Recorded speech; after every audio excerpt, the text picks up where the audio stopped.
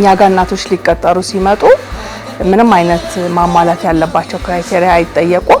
እናትነት ብቻ በቂ ነው። ምክንያቱም ባልትና ሁሉም እናት በየቤቱ የሚያዘጋጀው ነገር ስለሆነ አዲስ ነገር ስለሌለው እናት ነኝ ብላ የመጣች እናት ሁሉ እኛ ቤት የስራ ቦታ ክፍት ነው።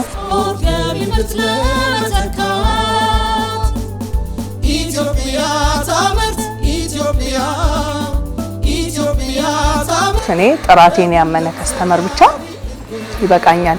ከስተመሮቼን ግን ለማሳመን በነፃም ሳምፕል እየሰጠን እንደገና እየሄደን ተመቻቹ ወይ ብትወስዱም ባትወስዱ አስተያየት እንፈልጋለን እያለን ቤት ለቤት እየዞርን ሆቴሎች ጋር እየዞርን በዚህ መልኩ ነው እንግዲህ ከስተመሮቻችንን እንደ ቤተሰብ አድርገን ነው ይዘን ያለ ነው።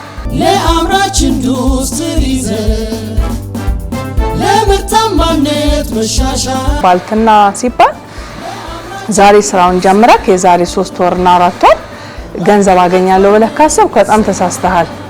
በጣም ብዙ ልፋት ግን ቶሎ ገንዘብ የማይገኝበት ሴክተር ቢኖር እኔ ባየሁት ሁኔታ ይሄ ትልቁ ቻሌንጅ ነው። ከክልል እስከ ፌደራል ለነቃችን ኢንዱስትሪ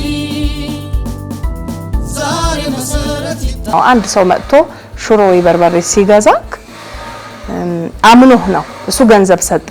አንተስ በቃልህ ታምነህ ጤናማ የሆነ ነገር ሰጥተዋል ወይ? ግብርና መር ወደ ብዝሃ ዘርፍ ለመሸጋገር ኢትዮጵያ ዘጋ ብዙ ሀገር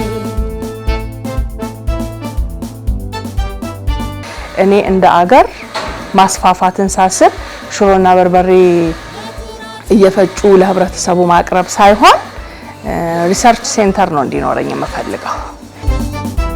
የኢንዱስትሪው ካስማነ የግሉ ዘርፍ ባለ ሀብቱ በተኪ ምርቶች ምርትና ድርጅቱን ባሰፋው ሜቢ 3000 4000 ሊበቃኝ ይችላል። ግን ላይብራሪ ያለው ለተማሪዎቹ ዶርም ያለው ላብራቶሪ ያለው የቅመማ ቅመም ሪሰርች መስሪያ ጣቢያ ጎን ለጎን አብሬ መገንባት ነው የምፈልገው። ከፍተኛ ኢንዱስትሪ ለመደጋገፍ ለምርታማነት የዘርፉ እድገት መሪ